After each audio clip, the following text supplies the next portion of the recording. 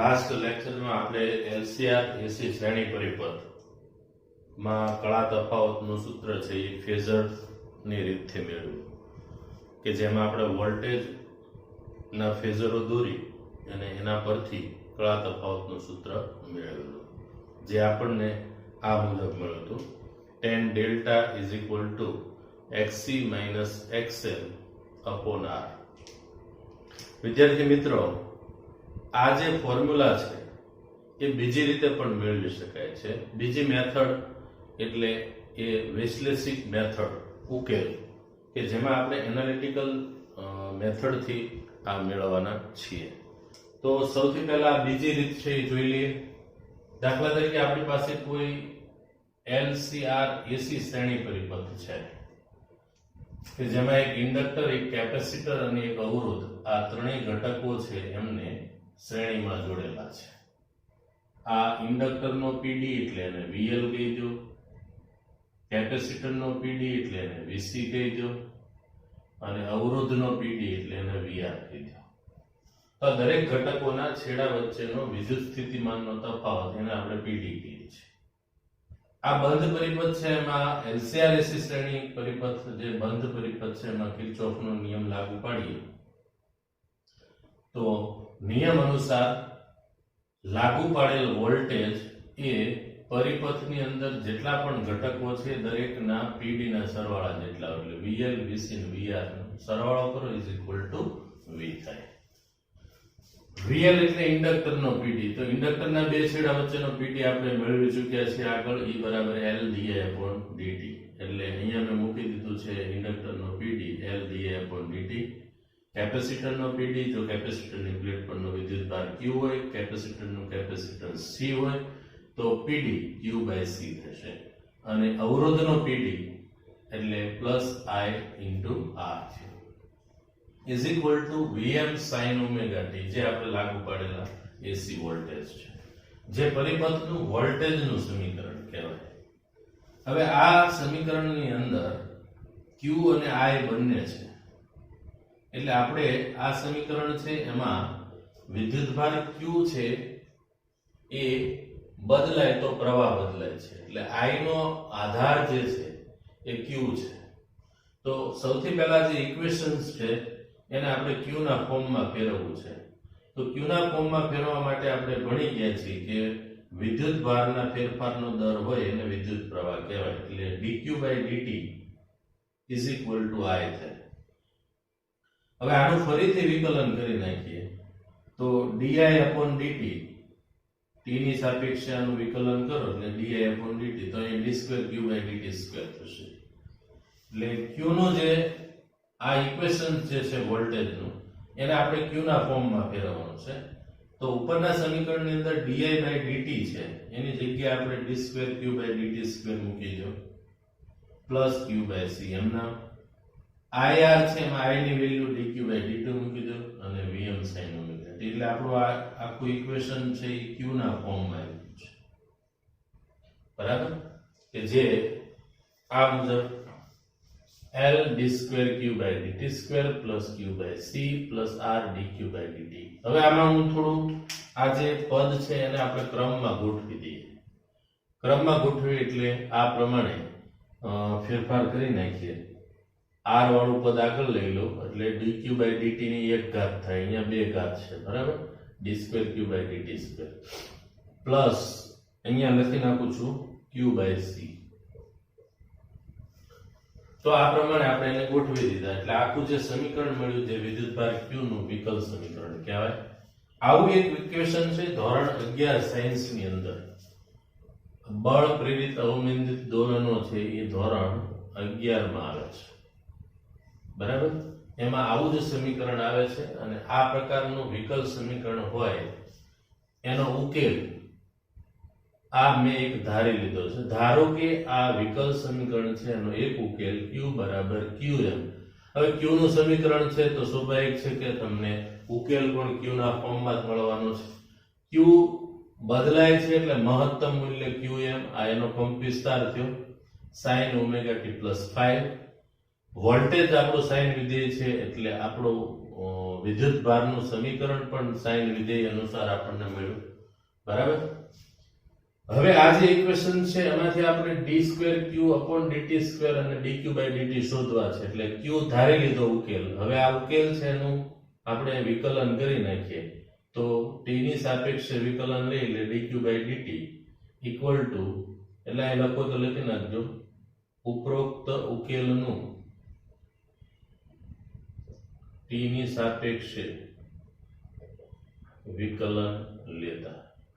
વિકલન કરીએ એટલે dq/dt q નું એમનામ રહેશે, sin નું થઈ જશે cos omega t plus phi માં ઓમેગા t નું t ની સાપેક્ષે વિકલન ઓમેગા phi નું 0, આખું જે પદ છે એ આપણને dq/dt છે એ આ પ્રમાણે આપણને મળશે. બરાબર. તો આખું ઇક્વેશન જે થઈ ગયું છે એ સમીકરણ આ મુજબનું આપણને મળી ગયું. હવે આનું ફરીથી પાછું વિકલન કરી નાખીએ. નું t ની સાપેક્ષે વિકલન લેતા. તો ની સાપેક્ષે વિકલન લઈએ તો આ પ્રમાણેનું પાછું પદ મળી ગયું આપણને. તો qm ના cos નું sin omega t plus phi થશે, આગળ માઈનસ થશે sin એટલે માઈનસ લખ્યા છે, પાછો ઓમેગા આવશે એટલે ઓમેગા સ્ક્વેર થશે. તો હવે dq/dt અને d2q/dt² બે ની કિંમતો આપણી પાસે આવી ગઈ, જેની કિંમતો આપણે સમીકરણ 1 માં મૂકી દઈએ છીએ. તો ઉપરોક્ત સમીકરણની અંદર l d2q/dt² d2q/dt² ની જગ્યાએ આપણે શું મૂકશું? Minus qm omega square sin omega t plus phi મૂકી દો. r dq/dt ની જગ્યાએ મૂકી દો qm omega cos omega t plus phi, plus q ની જગ્યાએ મૂકી દો qm sin omega t plus phi અને is equal to vm sin omega t plus phi. આ જે ઇક્વેશન્સ છે એમાંથી સાઇન વાળા જે પદો છે, બરાબર, એ પદોમાંથી આપણે કોમન કાઢી શકીએ. હવે આમાં જોઈ લઈએ, આમાં qm છે કોમન નીકળે એવા, qm છે. બરાબર. તો qm અને ઓમેગા બે કોમન લઈએ છીએ. તો અહીંયા શું લખાશે? તો કે qm ઓમેગા કોમન લઈએ એટલે r cos omega t plus phi, અને અહીંયા તમે ઓમેગા એક કોમન લઈ લો છો એટલે ઓમેગા l વધશે. ઓમેગા l એટલે આપણે જાણીએ છીએ કે xl કહેવાય, જેને આપણે ઇન્ડક્ટિવ રિએક્ટન્સ કહીએ છીએ. અને બીજું અહીંયા આગળ q/c નું પદ છે. હવે q/c નું જે પદ છે એ q/c માંથી જે તમે ઓમેગા કોમન કાઢી લીધા એટલે અહીંયા એક c આવશે. તો ઓમેગા c છેદમાં થશે ઓમેગા c એટલે શું થશે? xc થાય, કારણ કે એ કેપેસિટિવ રિએક્ટન્સ કહેવાય એટલે xc xl બરાબર sin omega t plus phi થઈ ગયું, is equal to vm sin omega t થઈ જશે. હવે આ ઉપરોક્ત સમીકરણ છે જેમાં xc એટલે કેપેસિટરનો કેપેસિટિવ રિએક્ટન્સ કહેવાય અને xl એટલે ઇન્ડક્ટરનો ઇન્ડક્ટિવ રિએક્ટન્સ કહેવાય, જેનો ઉપયોગ આપણે કર્યો છે. હવે આ જે ઉપરનું ઇક્વેશન છે એને r બરાબર વર્ગમૂળની અંદર r² + xc - xl નો વર્ગ, જેને આપણે ઇમ્પિડન્સ કહીએ છીએ, એના વડે હું શું કરું છું? ભાગી નાખું છું બંને બાજુ. તો બંને બાજુ ભાગાકાર કરીએ એટલે qm ઓમેગા z કૌંસની અંદર, બરાબર, ગુણીએ છીએ અને ભાગીએ છીએ. બે પ્રક્રિયા z ઉપર લખો તો અહીંયા લખવાની જરૂર નથી તમારે. તો અહીંયા vm sin ઓમેગા t છે અને cos omega t plus phi plus xc - xl z sin omega t plus phi vm. હવે આ z અહીંયા ન લખવાય તો તમે ત્યાં છેદમાં લખી નાખશો તો પણ ચાલશે. બરાબર. તો આ ઇક્વેશન આપણને મળી ગયું. હવે આ જે સમીકરણ છે એનું સોલ્યુશન આપણે ત્રિકોણમિતિના સૂત્રો ઉપરથી મેળવવાના છે, અને એ સૂત્ર આપણે ઓલરેડી ભણી ગયા છીએ. sin આલ્ફા પ્લસ બીટા હોય તો sin alpha into cos beta plus cos alpha into sin beta. આ ઇક્વેશનનો ઉપયોગ કરી અને આપણે એનું સોલ્યુશન મેળવશું. તો સૌથી પહેલા આને નોટ કરી લેજો મિત્રો.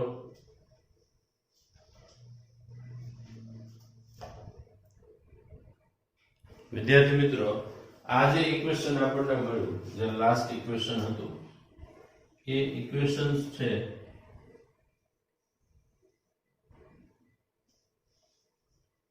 એ સમીકરણ છે, એમાં આપણે જે r બાય z છે એના બરાબર હું cos ડેલ્ટા ધારી લઉં છું અને xc xl upon z છે એના બરાબર હું sin ડેલ્ટા ધારી લઉં છું. હવે કળા તફાવત આપણે શોધવો હોય તો tan ડેલ્ટા tan થીટા એટલે આપણે શું લખતા હોય જનરલી સામેની બાજુ છેદમાં, તો અથવા sin theta upon cos theta, તો sin delta upon cos delta એટલે xc xl upon z અને r by z, એટલે આપણને xc xl upon r જે સૂત્ર મળ્યું, જે કળા તફાવત શોધવાનું ફોર્મ્યુલા છે. હવે આ સમીકરણની અંદર આપણે જોઈ શકીએ છીએ જ્યારે xc છે એ xl કરતા મોટા હોય ત્યારે ડેલ્ટા છે એ ધન મળે છે અને પરિપથ છે એ કેપેસિટીવ બને છે. જ્યારે xl xc કરતા મોટા હોય તે વખતે ડેલ્ટા ઋણ મળે છે અને પરિપથ છે ઇન્ડક્ટિવ બને છે. બરાબર? તો આ આપણે બીજી મેથડનો ઉપયોગ કરી કળા તફાવત શોધવાનું ફોર્મ્યુલા મેળવ્યું. બરાબર? તો આમ જોવા જઈએ તો મિત્રો આ કાટકોણ ત્રિકોણની મેથડનો ઉપયોગ આપણે કરેલો છે. આ જે તફાવત છે એ xc xl છે, આ r છે અને આ ડેલ્ટા છે. tan ડેલ્ટા બરાબર સામેની બાજુ છેદમાં પાસેની બાજુ થશે. બરાબર? એટલે આ પ્રમાણે આપણને જે આ સૂત્ર મળ્યું એ સૂત્ર જે LCR AC શ્રેણી પરિપથની અંદર કળા તફાવત શોધવાનું ફોર્મ્યુલા છે. બરાબર? આને નોટ કરી લેશો.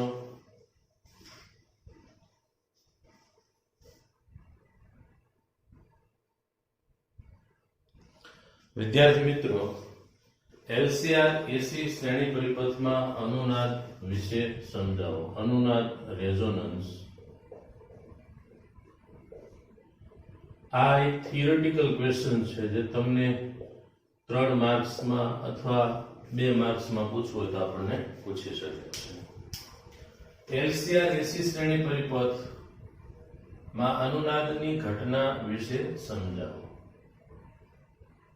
પહેલી વસ્તુ તો LCR AC શ્રેણી પરિપથ છે. LCR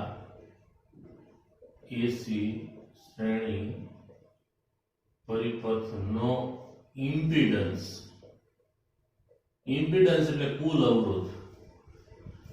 3 ઘટકો છે, ઇન્ડક્ટર, કેપેસિટર અને અવરોધ. આ ત્રણેયનો અવરોધ ભેગો કરી દઈએ અને આપણે કહીશું ઇમ્પિડન્સ, જે Z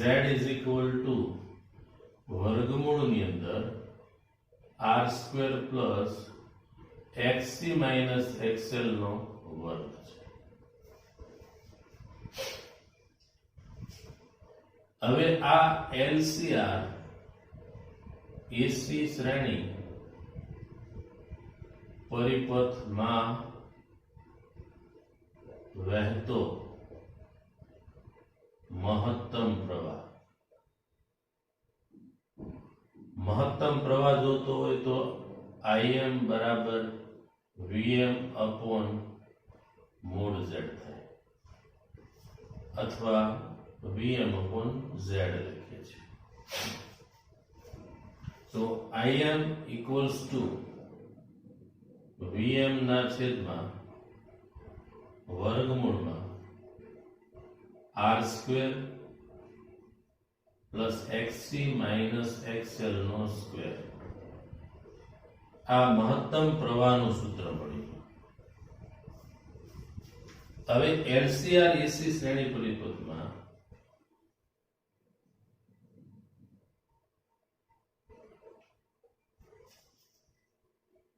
IRMS પ્રવાહ જોતો હોય તો આપણે આવું ભણી ગયા છીએ. IRMS Im by √2 થાય અને VRMS Vm by √2 થાય. આવું ન કરવું હોય મિત્રો તો ઉપરોક્ત સમીકરણ છે, બરાબર છે, જેને હું નંબર 1 આપી દઉં છું, એ સમીકરણ છે એને આપણે એવું કરીએ √2 વડે ગુણી અને √2 વડે ભાગી નાખીએ છીએ.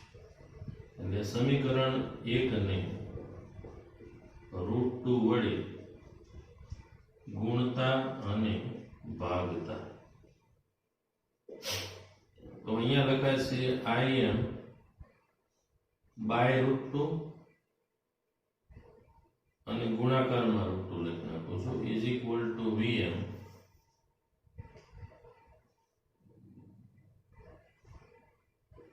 વર્ગમૂળની અંદર r² plus xc minus xl નો સ્ક્વેર. હવે મિત્રો Im અપોન √2 છે, આ છેદમાં લઈ જશે એટલે આ 2 છે એને હું આ પ્રમાણે લખી નાખું છું Vm બાય √2. બરાબર. તો આપણે આવું જાણીએ છીએ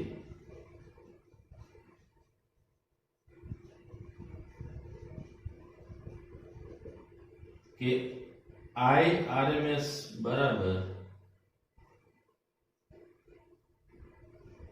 Im બાય √2 થાય છે અને Vrms બરાબર Vm બાય √2 છે.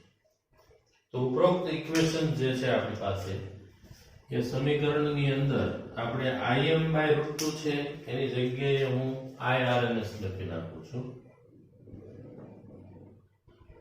Vm બાય √2 છે એની જગ્યાએ Vrms લખી નાખું છું અને છેદમાં વર્ગમૂળની અંદર r² plus xc minus xl નો સ્ક્વેર લખું છું.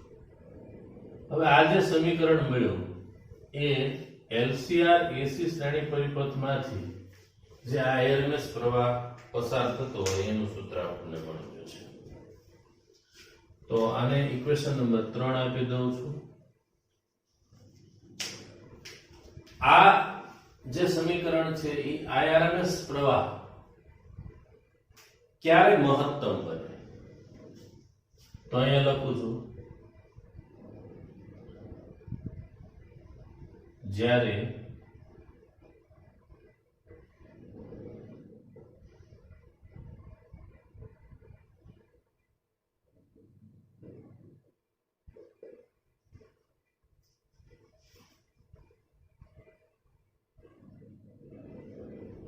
સમીકરણ 3 છે, તો સમીકરણ 3 ની અંદર અથવા જ્યારે Irms પ્રવાહ મહત્તમ બને તે ઘટનાને LCR AC શ્રેણી પરિપથ અનુનાદ કહે છે. હવે Irms પ્રવાહ ક્યારે મહત્તમ બનવાનો મિત્રો તો કે Irms પ્રવાહ મહત્તમ બનાવવા માટે છેદમાં જે સૂત્ર છે એ LCR AC શ્રેણી પરિપથ માં જ્યારે XL બરાબર XC થાય ત્યારે ઇમ્પિડન્સ ન્યૂનતમ બને છે. હવે મિત્રો XL બરાબર XC થાય એટલે Z બરાબર વર્ગમૂળની અંદર r² plus xc minus xl નો સ્ક્વેર છે. આમાં તમે XL બરાબર XC મૂકો એટલે Z ઇઝ ઇક્વલ ટુ વર્ગમૂળની અંદર r² પ્લસ 0 થશે બરાબર વર્ગમૂળમાં r² રહેશે ઇઝ ઇક્વલ ટુ r થશે એટલે impedance Z is equal to r થયું. તો જ્યારે ઇમ્પિડન્સ ન્યૂનતમ બને, ન્યૂનતમ ક્યારે બને તો કે XL અને XC ની વેલ્યુ બે સરખી થાય. XL અને XC શું છે તો કે ઇન્ડક્ટરનો ઇન્ડક્ટિવ રિએક્ટન્સ અને કેપેસિટરનો કેપેસિટિવ રિએક્ટન્સ બેયના મૂલ્ય સમાન થાય ત્યારે ઇમ્પિડન્સ છે ન્યૂનતમ બને. કારણ કે છેદ આ અવરોધ છે, અવરોધ ઘટશે તો પ્રવાહ વધવાનો છે. બરાબર.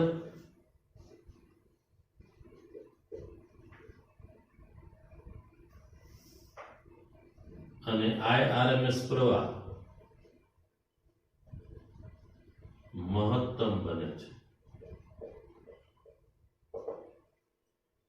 હવે XL બરાબર XC થવા માટેની શરત.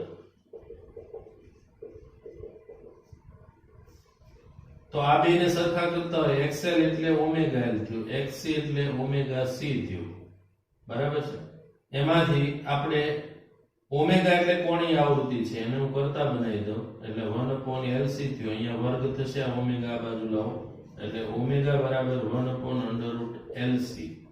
જ્યારે કોણીય આવૃત્તિ છે, આપણે જે AC સોર્સ છે, AC સોર્સ ની અંદર V Vm sin omega t લખીએ છે, એ આવૃત્તિ, આને હું ઓમેગા 0 કહી દઉં છું, અને ઓમેગા 0 છે એને અનુનાદી આવૃત્તિ.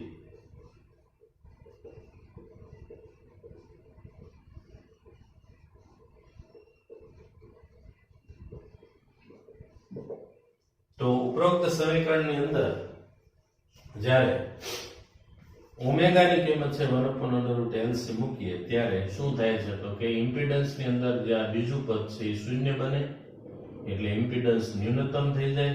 ઇમ્પિડન્સ ન્યૂનતમ થાય એટલે IRMS પ્રવાહ છે એ મહત્તમ બની જાય છે. અને IRMS પ્રવાહ મહત્તમ બનવાની જે ઘટના છે એને નામ આપવામાં આવ્યું છે અનુનાદ. બરાબર. તો આ બધા સૂત્ર છે એ અગત્યના છે. ઓમેગા 0 અનુનાદી આવૃત્તિ 1/√LC. આ ઇમ્પિડન્સ નું સૂત્ર છે, નોટ કરી લેજો. ફરીથી એક વખત કહી દઉં મિત્રો કે LCR AC શ્રેણી પરિપથની અંદર છેદમાં જે કુલ અવરોધ છે ત્રણેય ઘટકનો એને ઇમ્પિડન્સ કહેવાય. અને આ જે કુલ અવરોધ છે એમાં XC અને XL આ બે એવા ઘટકો છે કે તમે જોઈ શકો છો. આની જગ્યાએ તમે આવું પણ લખી શકો ઓમેગા L - 1/ωc. તો ઓમેગા ઉપર આધારિત છે અને બેયમાં જોઈ શકીએ છીએ આપણે કે ઓમેગામાં ફેરફાર કરીએ તો બેયમાં ફેરફાર એકબીજાથી વિરુદ્ધ થવાનો છે. બરાબર. તો ઓમેગા ઘટાડીએ તો શું થશે, તો કે XL છે એ ઘટવાનો છે અને XC છે એ વધવાનો છે. બરાબર. એટલે આમ 1/ωc લખો -ωL લખો.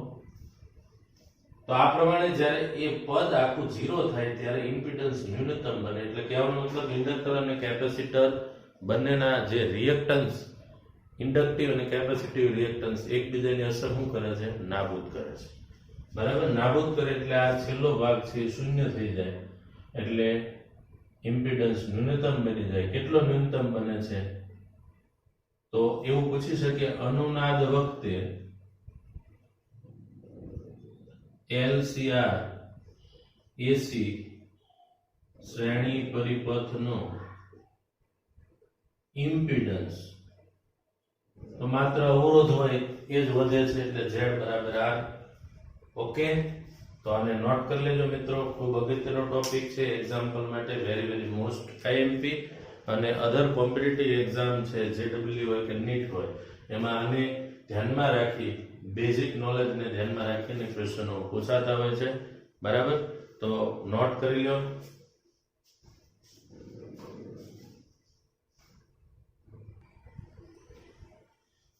વિદ્યાર્થી મિત્રો, સ્વાધ્યાય example number 7.7. 27 milli henry inductor સાથે 30 માઇક્રોફેરાડ નું સંપૂર્ણ વિદ્યુત ભારિત કેપેસિટર જોડેલું છે. એક કેપેસિટર છે જે વિદ્યુત ભારિત કરેલું છે,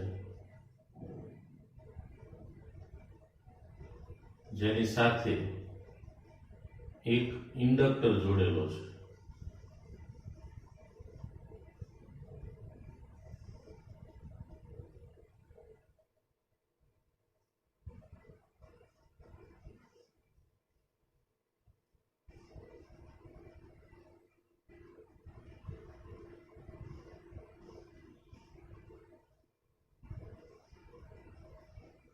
આ એક આખો પરિપથ મેં અહીંયા બતાવી દીધો છે, કેપેસિટર અને ઇન્ડક્ટર. કેપેસિટર છે એ સંપૂર્ણપણે ચાર્જ હોય તો કેપેસિટરની અંદર સંગ્રહ પામતી ઉર્જા, જે તમે પ્રકરણ નંબર 2 ની અંદર ભણવાના છો, U બરાબર 1/2 CV². આ સ્ટોરેજ થયેલી ઉર્જા છે, જે વિદ્યુત ક્ષેત્ર સ્વરૂપે સંગ્રહ પામેલી.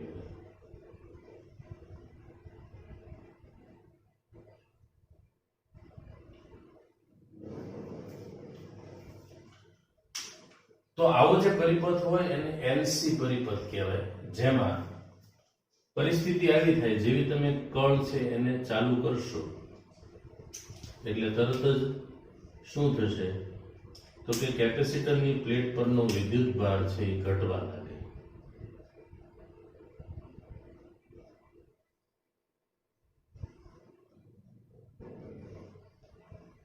અને એ પ્રવાહ છે આમાંથી પસાર થવાનો ઇન્ડક્ટર એટલે ગૂંચળામાંથી પ્રવાહ પસાર થાય એટલે ગૂંચળું ચુંબક તરીકે વર્તે એટલે આમાં ચુંબકીય ક્ષેત્ર સ્વરૂપે ઉર્જા આવે. એટલે આની ઉર્જા છે એ આમાં આવે છે અને ઇન્ડક્ટરમાં સ્ટોરેજ ઉર્જા છે એ U બરાબર 1/2 Li² છે. હવે સ્ટાર્ટિંગની સ્થિતિની અંદર UC મેક્સિમમ છે અને UL ઇન્ડક્ટરમાં સ્ટોરેજ ઉર્જા એ ચુંબકીય ક્ષેત્ર સ્વરૂપે એ 0 છે. તો 0 છે એટલે મેક્સિમમ માંથી 0 માં કન્વર્ટ થશે. ઉર્જા સંરક્ષણનો નિયમ આપણે ભણી ગયા કે ઉર્જાનું બીજી ઉર્જામાં શું થાય છે, રૂપાંતર થાય. તો આમાં પ્રવાહ પસાર થશે એટલે ઇન્ડક્ટરની અંદર ઉર્જા સ્ટોરેજ થશે, ધીમે ધીમે કેપેસિટર ડિસ્ચાર્જ થઈ જાય છે. વળી શું બની જશે કે આ ઉર્જા છે એ મહત્તમ થઈ જશે UL મેક્સિમમ, અને આ છે એ 0 થઈ જશે એટલે પાછો ફ્લો ઊંધો ચાલુ થશે. તો પાછી ઇન્ડક્ટરની ઉર્જા શેમાં આવશે, કેપેસિટરની અંદર. તો આ પ્રમાણે ઉર્જા આવી ઇન ધ સેન્સ શું થયું, વિદ્યુત ભારનું વહન થયું. તો વિદ્યુત ભાર છે એ ઇન્ડક્ટર દ્વારા દોલનો કરે છે. એટલે આવો પરિપથ હોય અને એલસી દોલક પરિપથ કહેવાય, એલસી દોલનો પણ કહેવાય. બરાબર. તો આવા પરિપથની અંદર તમને એવું પૂછી શકે મુક્ત દોલનોની કોણીય આવૃત્તિ કેટલી છે. તો સૌથી પહેલા તો તમને જે કઈ વિગતો આપેલી છે ક્વેશ્ચનમાં એ નોટ કરીએ. એક તો ઇન્ડક્ટરનું ઇન્ડક્ટન્સ આપી દીધું છે 27 મિલી હેનરી, એટલે 27 × 10⁻³ હેનરી થાય. બીજું તમને કેપેસિટરનું કેપેસિટન્સ આપ્યું છે 30 માઇક્રોફેરાડે, એટલે 30 × 10⁻6 ફેરાડે થાય. હવે મુક્ત દોલનોની કોણીય આવૃત્તિ, તો મુક્ત દોલનોની કોણીય આવૃત્તિ એટલે એને અનુનાદીય આવૃત્તિ કે અનુનાદીય કોણીય આવૃત્તિ. તો ω0 1/√LC છે. તો ω0 1/√LC, L ની વેલ્યુ આપણી પાસે છે, કેટલે આપેલી છે 27 × 10⁻³ છે, અને કેપેસિટરની અંદર 30 × 10⁻6 છે. તો ω0 1/√, સાદરૂપ આપણે આપી દઈએ. અહીંયા 10⁻³ છે, અહીંયા 6 છે. બરાબર. તો ટોટલ 9 ઘાત થશે એટલે અહીંયા 10 અને આ 30 છે એટલે 27 × 81 અને આ 1 ઘાત ઓછી કરી દઈએ એટલે 8. હવે આનું વર્ગમૂળ કાઢવાનું થાય તો આપણે કાઢી શકીએ. વર્ગમૂળની અંદર 1/વર્ગમૂળની અંદર 1/81 નું વર્ગમૂળ 9, 10⁸ છે એનું થશે 10⁻⁻4.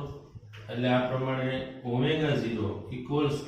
10⁻⁻4 ઉપર જાય એટલે પ્લસ થઈ જશે, અને 10⁴ એટલે 10,000 થયા મિત્રો, અપોન 9 થયું. તો ω0 ખાલી જગ્યા રેડિયન/સેકન્ડ.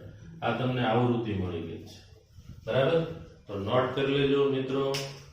ફરી પાછા નેક્સ્ટ લેક્ચરની અંદર મળશું. આજે જે કંઈ ચાલ્યું છે ખૂબ અગત્યનું છે, ફરજિયાતપણે હોમવર્કમાં લખી નાખવું. અને નેક્સ્ટ આપણે પાછા આ જ ટોપિકને રિલેટેડ વધારાની થિયરીઓ છે બીજી જે એ ભણવાના છીએ. Okay, thank you.